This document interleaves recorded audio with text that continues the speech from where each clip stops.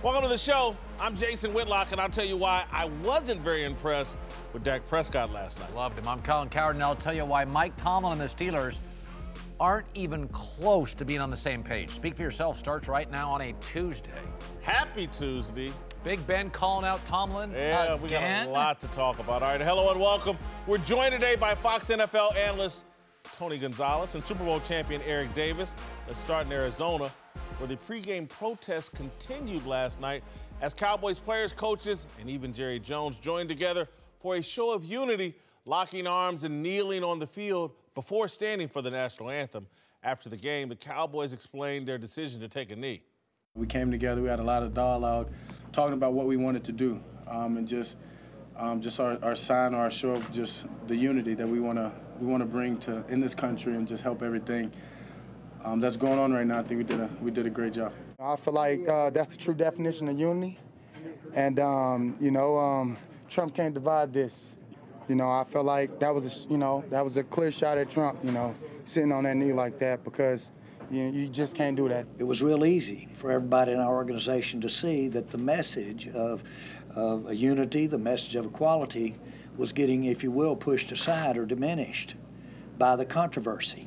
To their credit, the entire players, the coaching staff, our organization said, well, let's first walk out there. And it was this organization's, it was our idea.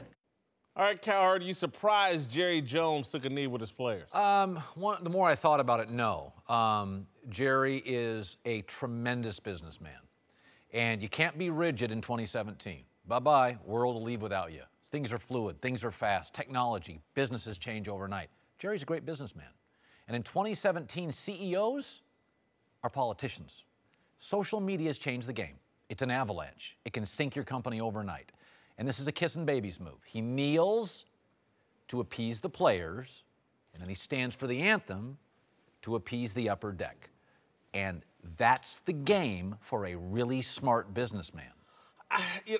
I'm shocked. I didn't think Jerry Jones would bend the knee. This is, Eric watches Game of Thrones, and this was Colin Kaepernick is Khaleesi. He has made everyone bend the knee. And Jerry Jones is Jon Snow. I didn't think he would bend the knee, but he bent the knee. I don't think it's a wise move. I don't think he placated or satisfied anybody. I think the boos spoke very loudly inside that stadium about what the customer base thinks about the bending of the knee, even though it was before the national anthem. I was completely shocked Jerry Jones did this.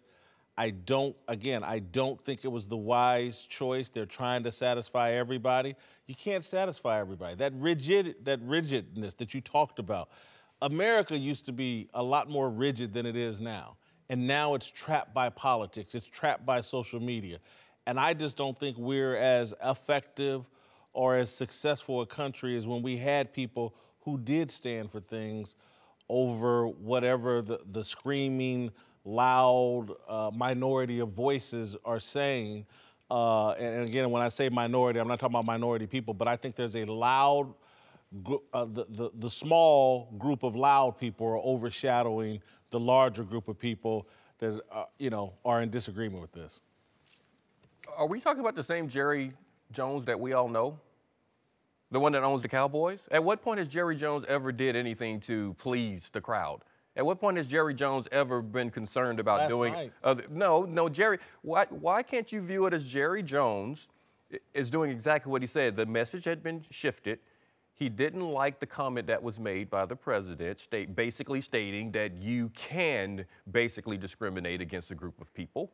He didn't like that, and he decided that he was going to do just what he said he was going to do. That's not right. This is about equality. This is about injustice, and we're going to take a stand for it. And I actually think that this is the right thing to do. Jerry doesn't. What you think Jerry did? Okay. Why can't Jerry do that? He could have done that in September 2016. But what I said before, what the president did, he basically stated from the top down. Yeah. Well, here's the deal. Whether you agree with what he did or don't agree with what he did, he had no choice. That's the way I'm looking at it. All those owners had no choice but to come down to that field and participate with whatever the players wanted to do, because guess who runs that organization? It's the players, okay? And majority of your players are African-American players, And if they feel like they're not getting treated equally fair and they want to do a protest like this and the other owners have done it, Jerry Jones has to be down there because otherwise those players will revolt against him. They won't want to go to work for him or any other owner in the league, in my opinion. I don't think these owners had a choice. I'm not saying I would like to think that they're doing it for the right reasons anyway, but whether or not you agree with it or not, they had to do what they did. If you owned a company and your employees were called SOBs, as a CEO, I would have to address that immediately. By the way, where does rigidity win? Look at Bobby Knight's career. Mike Krzyzewski was against the one and done and said, the world's changed. I got to embrace the one and done. Rigidity doesn't work. It doesn't work. People confuse. Bobby Knight won 3 national championships, and I hate then to defend became Bobby a laughingstock at the end, who is completely Jurassic. He is completely outdated and. I don't like defending Bobby Knight. Okay. He was but my point is, find where rigidity wins. Military. By the way, by the way, they've changed a lot. Your diet is very rigid. It's successful. Seriously. Well, no, I think yes, I didn't used to eat kale. That used to be the thing in between the food and a buffet. Now it's the thing I eat. I mean, I just think Jerry Jones had his employees called something, and he said, I don't like it. These people have made me rich. I've made some of them rich. Come on, man. I don't think he's reacting to that. I think Tony's nailed it. He had no choice. That's what they feel, that they've been backed into a corner, and that if he didn't do it. But I do think he had a choice in terms of the bending of the knee, taking the knee. There were a lot of it. Arthur Blank, I didn't think he took a knee. There's a bunch of owners I could rattle off that went down there, stood arm in arm. They didn't take a knee. But he said because he didn't want to take the knee during the anthem because he didn't want any anthem controversy because that's not the issue that he wanted to point out. And that's why he took the knee. Maybe he couldn't stay on the knee that long. The man is old now. Okay? That's a long time to be down there. Listen, I get it. I'm just saying, to me, the whole choreograph, Paula Abdul, ice knee challenge thing that we're doing there's no substance to it. I think if you go look around at the people that were in support of Colin Kaepernick and what they thought Colin Kaepernick was doing, trying to put a spotlight on police brutality and the black community. Everything now is a discussion about Donald Trump and whether we like Donald Trump or not. That's not what it was supposed to be about. But I think it's easy actually for the owners because they felt attacked. And owners kind of empower, this is the NFL. It's 3-4 times the size of the second most popular sport, basketball. And they felt attacked. And so it's very easy to go, hey, I may be in a golf tournament with Trump, but you just attacked my business and my employees. I think it's very easy then to lock arms. The overwhelming majority, this is my opinion. It's not a fact, it's my opinion. The overwhelming majority of NFL owners agree with Donald Trump. Don't do this during the national anthem. I wish I could fire you, but you've given you these contracts and these bonuses, and I can't fire you. And today, despite what they taken a knee last night, Jerry Jones still agrees with Donald Trump. Arthur Blank, all of them still agree with Donald Trump. They were forced to play a PR optics game. It's not going to work over the long haul. They've crossed. What do you mean it's not going to work? You don't go after your customer base. You don't do something this upsetting to your customer base. The boos, when they were taking a knee, before the flag was even unfurled. Arizona. Arizona didn't want to take a holiday. Yeah, they didn't even want to have a holiday. Eric, I had a friend who was in the stadium. I think 30 to 40% of that stadium was filled with Cowboys fans. Again, I think if you just look across the country, hardcore football fans, the majority of their customer base doesn't like this, and eventually they will be heard from. And they'll survive. To the game itself, where Dak Prescott led the Cowboys to a dominant second half. Did you hear that, Whitlock? Dominant in a comfortable 28-17 win. God, I felt comfortable again. Usual, Dak played with great efficiency, several big plays. I like this one. Throwing for a couple of touchdowns, running for another. Whitlock, you had to be impressed with Dak in that game last night. Listen, I love Dak Prescott. Okay. I want Dak Prescott to be You're going to do this again? successful. You love LeBron and always ripping. Yeah, look, you love man, Dak? Spoil the rod, spoil the child. Spare the rod, spoil the child. I put Tony Gonzalez in the Hall of Fame with some tough love. I'm doing the same thing for Dak Prescott here. He threw for 25 yards in the first half, and it's the Arizona Cardinals. To me, the Cowboys look like a team that spent the entire pregame and the night before working on their Ice Anthem challenge rather than being prepared for a football game. And so in the second half, did Dak play pretty good against a bad Arizona team that's Whoa. Yeah. Can we slow down here? Tom Brady didn't have a good first half in the Super Bowl. Aaron Rodgers wasn't good in the first. Who comes out? To me, the most impressive thing about Dak, he wasn't good in the first half. And he wasn't overwhelmed in the second. I see it as a great opportunity to fold. This kid never feels overwhelmed. I mean, I got to tell you something. The thing that's amazing about Aaron Rodgers and Brady, I mean, shut down, hit in the face. Aaron Rodgers was bad in the first half and amazing. That's not a weakness. To me, that's a strength when Kobe misses his first 9 shots and makes his next 6. I love that. High expectations for Dak. Sounds like it.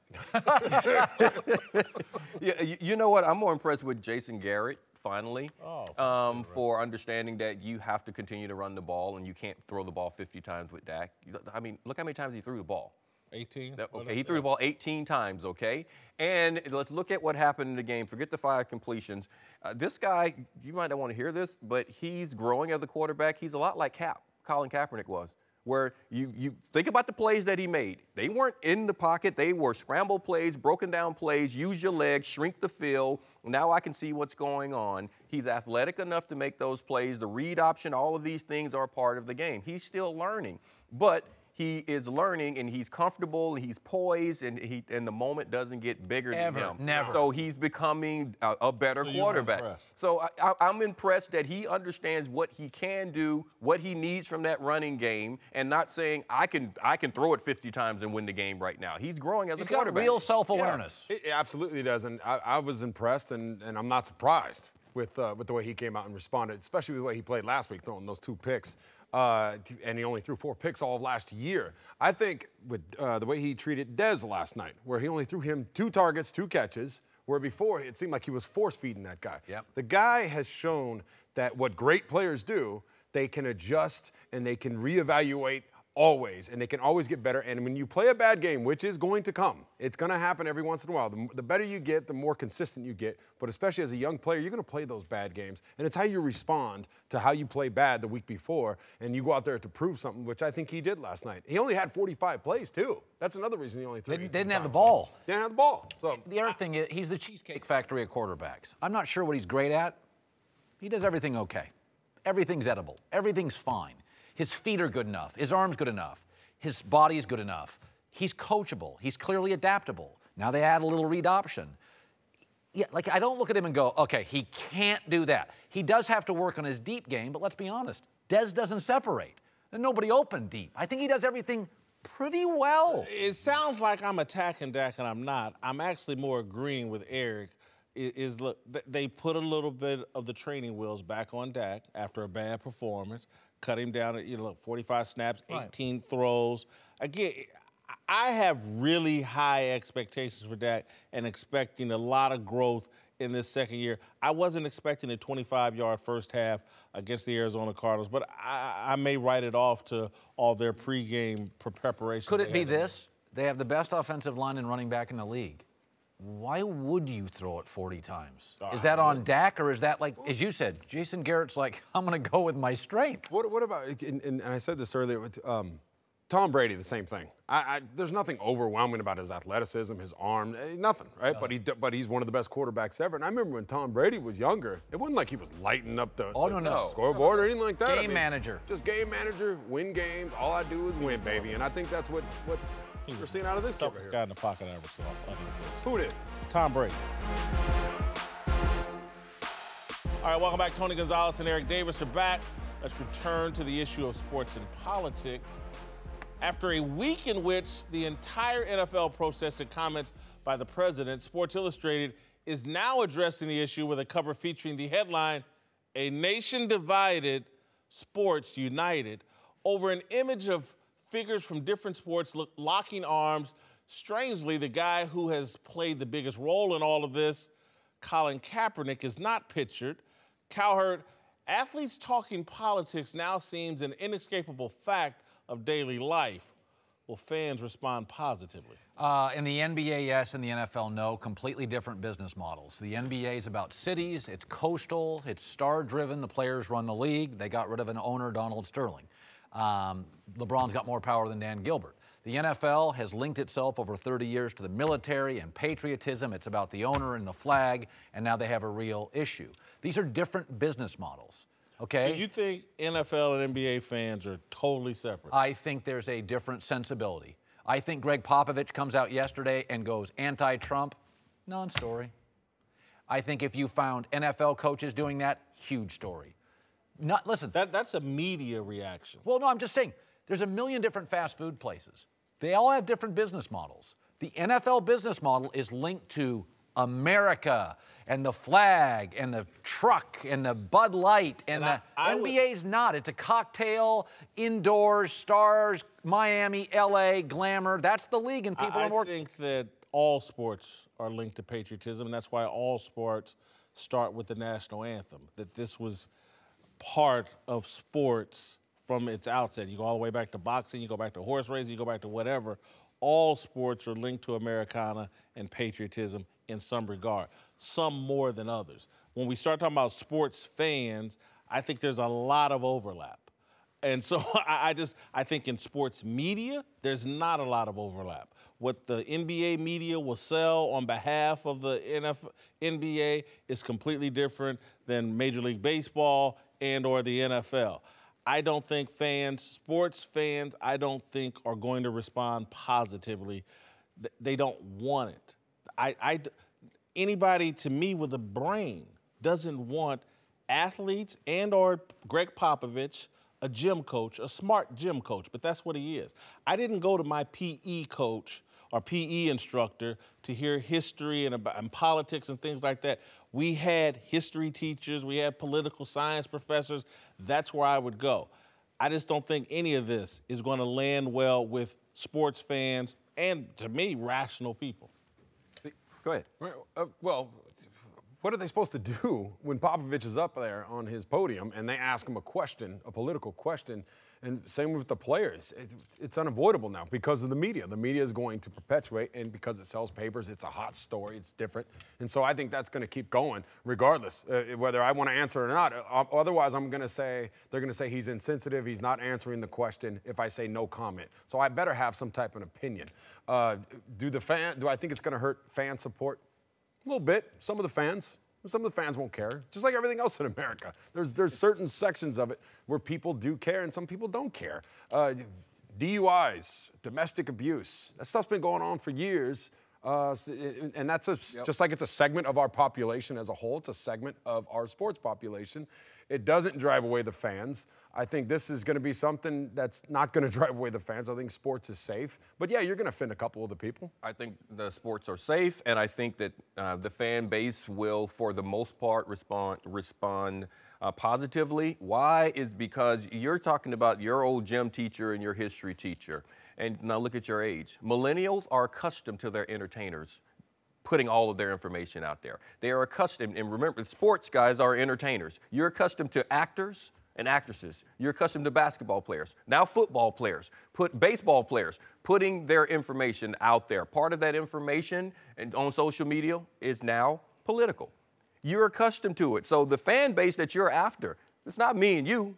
We're getting great. Yeah, no, it really is us. No. You check the ticket prices, Eric. No. It's the for now. Millennials aren't paying but for for it. now. But the millennials are the next generation, and the next generation, this is what they are accustomed to. They are accustomed to the information being put out there, so it's not going to run them away from sports. Here's what I think millennials are eventually going to do. They're going to become older people. They'll become 40, 50 years old, and they'll realize, oh no, LeBron James is tall.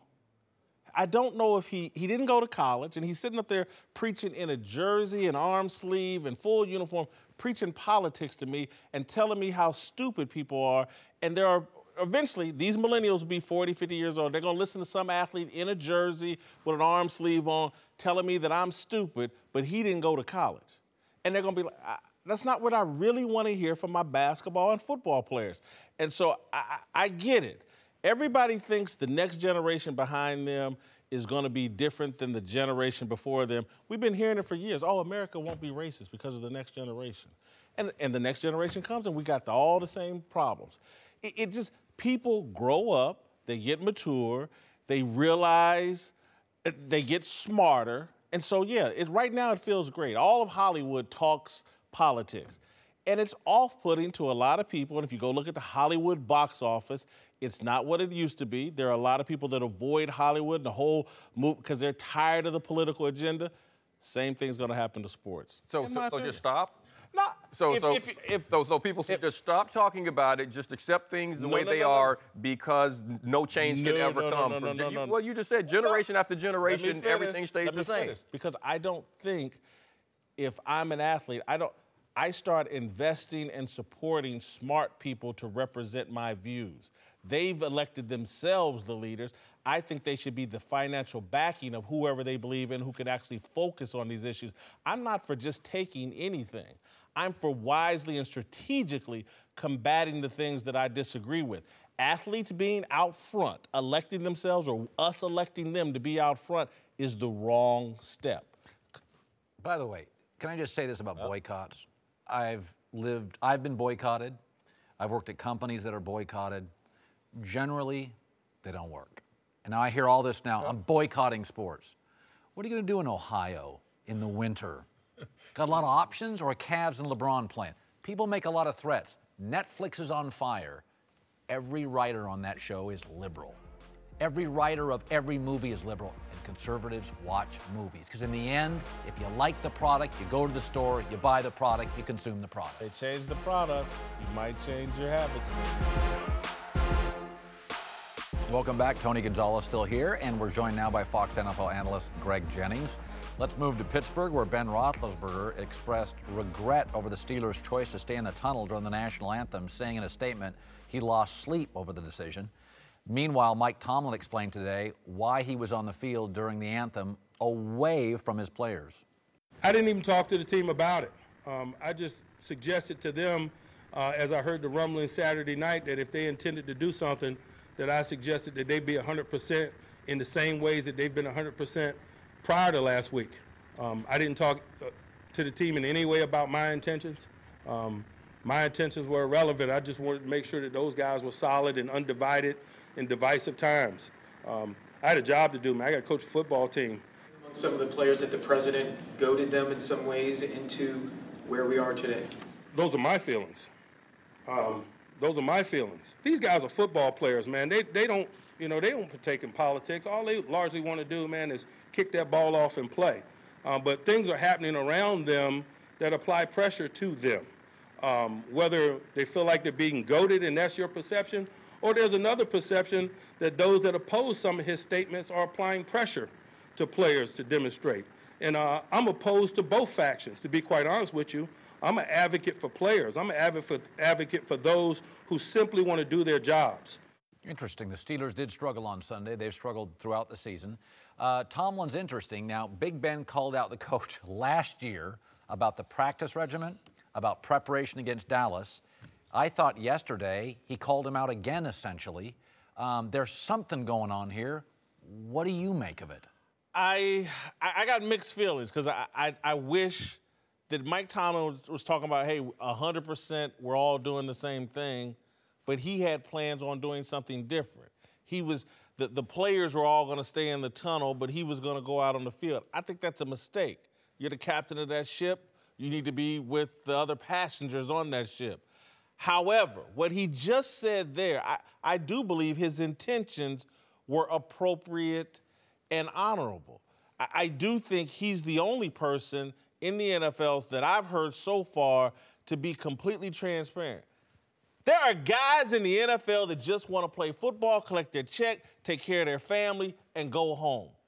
And there are a bunch of people from the outside and some on the inside trying to force these guys into politics. There's a lot of people. Colin, I refuse to watch most of the cable news networks. I don't like politics. I get hammered for the fact I've never voted. There are people like me that just want to let other people handle that, do that. I don't spend all my time worried about that. And so I respect Mike Tomlin's position of, let's don't try to force these guys to do anything. Let's get back to what we're here to do, play football, collect this check, and then use your check to support whatever movement you want to support. But trying to force all these players into being statesmen and spokesmen is a mistake. I think football, by and large, is hard. That's why you have one game a week. It's hard physically. You got a playbook like that. I mean, Mike Tomlin has won Super Bowls, yet tried to trip a player. Sometimes I think he gets out-coached. Big Ben calls him out. I think he's the best coach, however, at the podium in the entire league, maybe in my life. He's the best guy at the podium. He has almost a player feel to him.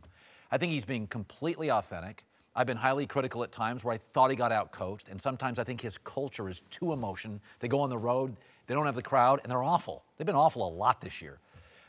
And I think he's stating something that there's not a lot of BS with Tomlin. No. Like, honestly, he couldn't help himself. He almost tripped a player during a game. He is the most raw, authentic coach in the league. I don't think he's the best coach. I think he's okay. But I think what you were seeing there, that's Tomlin. Completely, utterly honest. He used words we put on the air yesterday, and I'm not even sure we beeped it out, that I've never heard a coach say at a podium. We didn't beep it out. I heard it, too. I mean, that, in a nutshell, is the most honest, raw coach in this league, being totally who he is. I love it. I absolutely love it, because at the end of the day, we're going to always question somebody's leadership style. But we can't, if we're not in that position, if we're not put in their shoes, we don't know how we would really respond. We can say from a distance, from behind this desk, what he should have done or what he should not have done. But given being in that situation, we heard him say, you know what? I told them they had the opportunity to make the decision themselves. Once he found out that they hadn't made that decision and they weren't all in agreement, then I made the decision that I felt was best for my team. Now, whether or not he should have been in the locker room with them, I agree with you there. Yes, everyone, if you're going to make that decision, everybody, your coaching staff, everybody should be off the field. Mm-hmm. Go ahead. Go. Well, you know, he really reminds me, and I like him. I think he is unbelievable at the podium. Obviously, I never played for him, but from what I can see, he reminds me of Herman Edwards, where that emotional guy, great on the podium, authentic, seems like he's always telling the truth. And one thing, but I played for Herm, so I know how it was outside of that. So I can only assume that he maybe is the same way. And what I think it is that he wants players to be men. That was one thing about Herman. To a fault, I thought. That's my only complaint about Coach Edwards, is that sometimes I was like, man, why don't you go handle it? Like, don't treat us like men, because some of us can't act like men. Some of us can't make that decision. We need that authority figure. We need that team leader.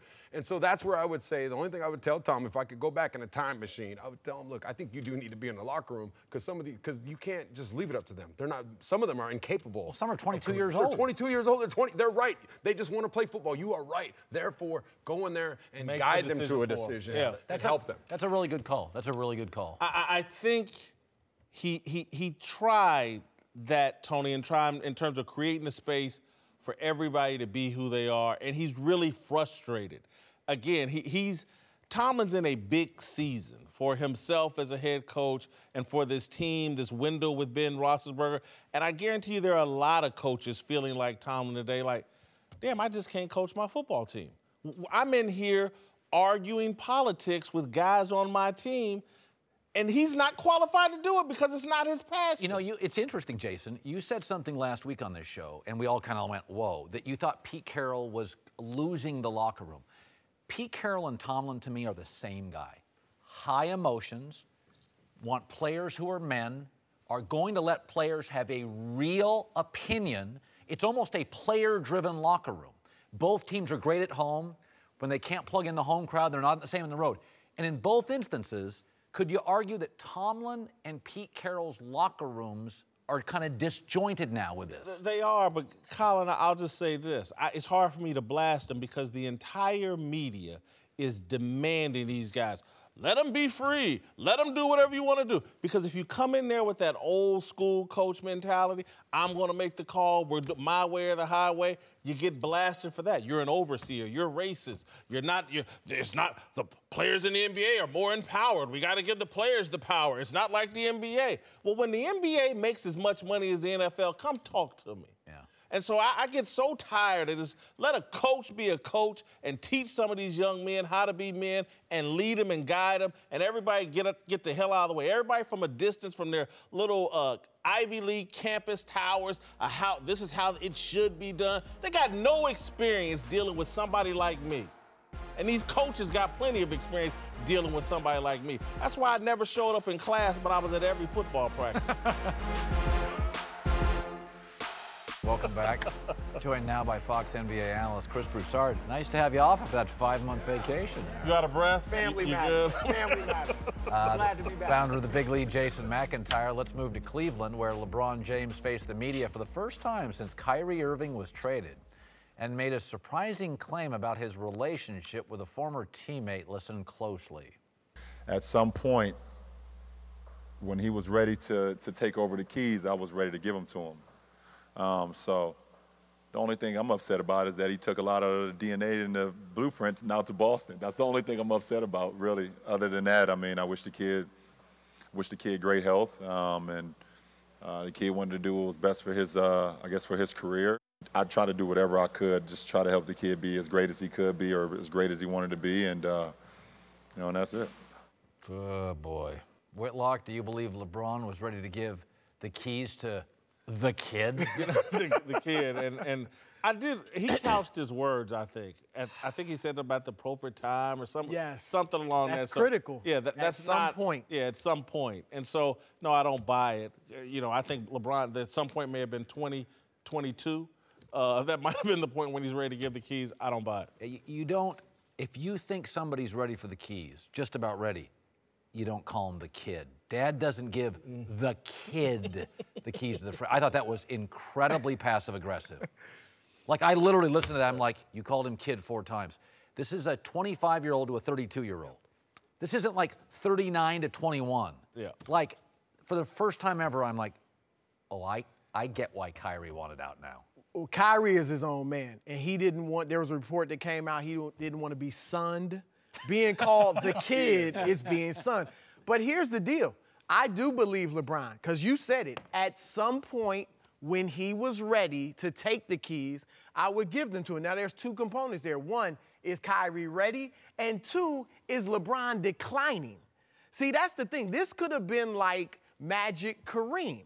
Eventually, Kareem gave the keys to Magic, not only when Magic was ready, but when Kareem couldn't lead the team anymore. And so LeBron's still the best player in the world. So, no, he's not ready to give him the keys now or maybe even next year. But eventually, he saw it like, look, if I'm the driver, we can win championships. When I'm declining and Kyrie becomes our best player, he's got the keys, and maybe we can still win championships then. You like the kid thing? I don't disagree with you there, but kid, right? I just don't like this who's got the keys discussion. I just don't like that because that's not how the modern NBA works. Look at the Golden State Warriors. The question is, whose team is this? That's not what people are asking. It's who's got the keys tonight? Clay, you're going to go for 40. Tonight, Draymond's night. Then it's going to be Durant. Then it's Steph Curry. The modern NBA should be unselfish basketball. Spread it around. Look at the Golden State Warriors. You never know who's going to be. They're the only team in the league. Like, well, that's why they're the best. Well, now the San Antonio Spurs in recent years. Tim Duncan was the guy, but Tony Parker was a Finals MVP. Who's got the keys Kawhi Leonard, and also the Boston Celtics. They are shaping up as a system, multifaceted team. You don't know who's going to beat you every night. And when LeBron's like, they're my keys, I'm running the show. That's not the way you should be running the team. It's an interesting point that LeBron still grew up kind of in the Jordan worship world.